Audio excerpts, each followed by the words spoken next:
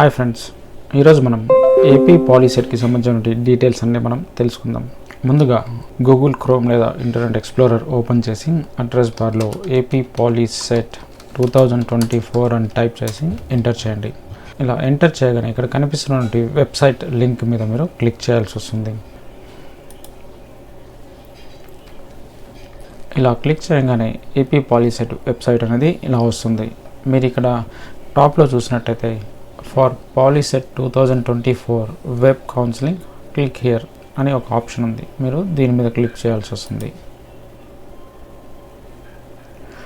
ఇలా క్లిక్ చేయగానే మీరు appolicy.nic.in అనే వెబ్సైట్కి మీరు డైరెక్ట్ చేయబడతారు.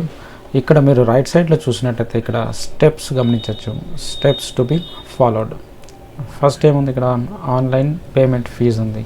మీరు ఆన్లైన్లో పేమెంట్ ఫీ చేయాలి అంటే మీరు ఇక్కడ కావాల్సింటే లింక్ చూడొచ్చు అన్నమాట. పే ఫీ ఆన్లైన్ అని ఉంది కదా, ఇక్కడ మీరు క్లిక్ చేయండి. ఇక్కడ క్లిక్ చేయగానే ఇక్కడ AP Polycet hall ticket number, మీ ర్యాంక్ కార్డ్ మరియు ఇక్కడ కనిపిస్తున్నటువంటి క్యాప్షన్ ఇక్కడ ఎంటర్ చేసి ఫీ పేమెంట్ అనేది చేయాల్సి వస్తుంది. ఫీ పేమెంట్ చేసిన తర్వాత మీరు కావాల్సింటే రిసిప్ట్ ఇక్కడ ప్రింట్ చేసుకోవచ్చు. మీ పేమెంట్ స్టేటస్ చెక్ చేసుకోవాలి అంటే ఈ లింక్ మీద మీరు క్లిక్ చేయండి. సో ఫీ పేమెంట్ ఎంత కట్టాలి అంటే ఇక్కడ చూడవచ్చు మీరు. ప్రాసెసింగ్ ఫీ వచ్చేసి 700 రూపీస్ ఉంటుంది ఓసీ మరియు బీసీ వాళ్ళకు. 250 రూపీస్ వచ్చేసి ఎస్సీ మరియు ఎస్టీ వాళ్ళకు. ఈ ఫీ పేమెంట్ మీరు ఎప్పటి నుంచి కట్టచ్చు అంటే 24th నుంచి కట్టచ్చు అనమాట. త్రూ క్రెడిట్ కార్డ్ యూస్ చేస్తూ, లేదంటే డెబిట్ కార్డ్ యూస్ చేస్తూ, లేకపోతే నెట్ బ్యాంకింగ్ ద్వారా కూడా మీరు ఈ పేమెంట్ అనేది కట్టచ్చు అనమాట. సో వన్స్ మీరు ఫీ పేమెంట్ అనేది కట్టేసిన తర్వాత నెక్స్ట్ ప్రొసీజర్ మీరు ఇక్కడ చూసుకున్నట్టయితే మీరు నియరెస్ట్ హెల్ప్ లైన్ సెంటర్ అనేది ఒకటి ఉంటుంది. మీరు ఆ హెల్ప్ లైన్ సెంటర్కి మీరు విజిట్ అయ్యి మీ సర్టిఫికేషన్స్ని మీరు వెరిఫై చేసుకోవాల్సి వస్తుంది. ఈ హెచ్ఎల్సి సెంటర్స్ ఎక్కడుంటాయి అని మీరు క్వశ్చన్ అడగచ్చు. ఇక్కడ చూసుకున్నట్టయితే రెండు అనెక్జర్స్ ఇచ్చారు. ఒకటి అనెక్జర్ 1 మరియు అనెక్జర్ 2. అనెక్జర్ 1లో వచ్చేసి ఎస్సీ బీసీ ఓసీ క్యాండిడేట్స్కి, అనెక్జర్ 2 వచ్చేసి ఎస్టీ వాళ్ళకు. సో నేను ఇక్కడ అనెక్జర్ 1 మీద నేను క్లిక్ చేస్తున్నాను. ఇలా క్లిక్ చేయగానే ఇక్కడ ఒక పీడిఎఫ్ అనేది ఇలా ఓపెన్ అవుతుంది. ఇక్కడ లెఫ్ట్ సైడ్లో కాలేజెస్ నేమ్స్ ఇచ్చారు. నేను ఇక్కడ జూమ్ చేస్తున్నాను. ఇక్కడ లెఫ్ట్ సైడ్ కాలేజెస్ మీరు కావాల్సింటే చూసుకోవచ్చు.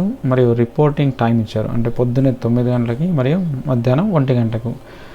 ఎవరు ఏ టైంలో అటెండ్ కావాలి అంటే ఇక్కడ చూసుకోవచ్చు. 27వ తేదీ నుంచి ఇక్కడ ర్యాంక్స్ ఇచ్చారు. ఫ్రమ్ 1వ ర్యాంక్ నుంచి 6000 ర్యాంక్ వచ్చిన వాళ్ళు ఉదయం 9 గంటలకు, మరియు 6001 నుంచి 12000 వరకు ఈ మధ్యలో ర్యాంక్స్ వచ్చిన వాళ్ళు మధ్యాహ్నం 1 గంటకు. ఇక్కడ మీరు కావాల్సిన మీరు ర్యాంక్స్ ప్రకారం మీరు చూసుకోవచ్చు.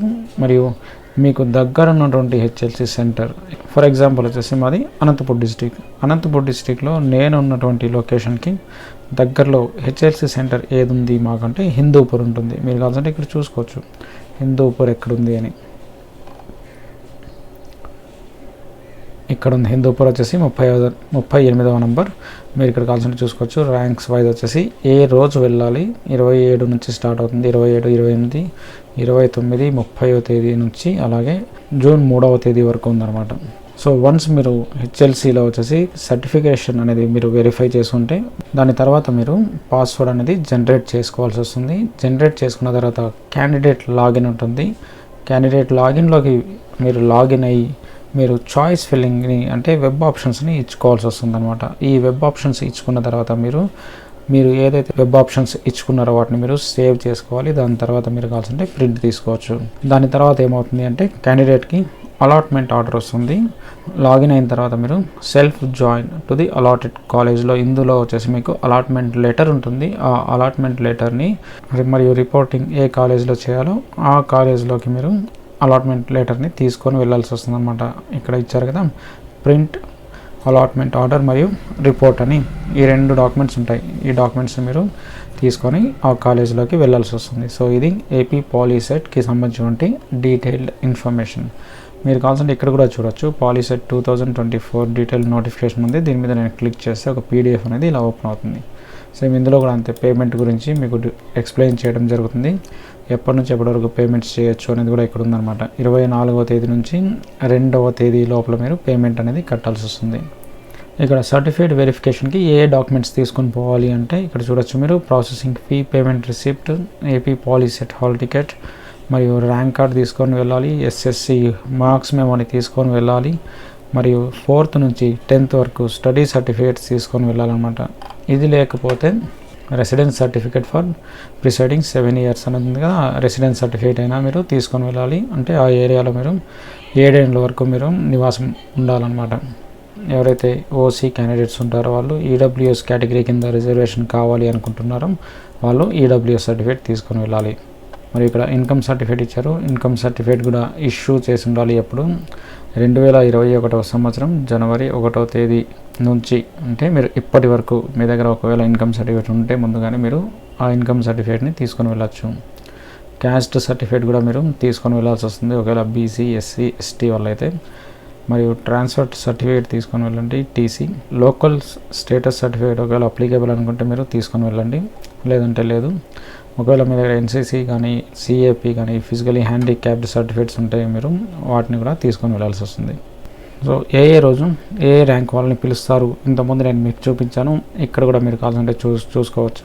27వ తేదీ నుంచి జూన్ 3వ తేదీ వరకు ఫ్రమ్ ర్యాంక్ 1 నుంచి 12,000 వరకు, 12,000 నుంచి 27,000 వరకు, అంటే 28వ తేదీ, 29వ తేదీ వచ్చేసి 27,000 నుంచి 43,000 ర్యాంక్స్ వరకు.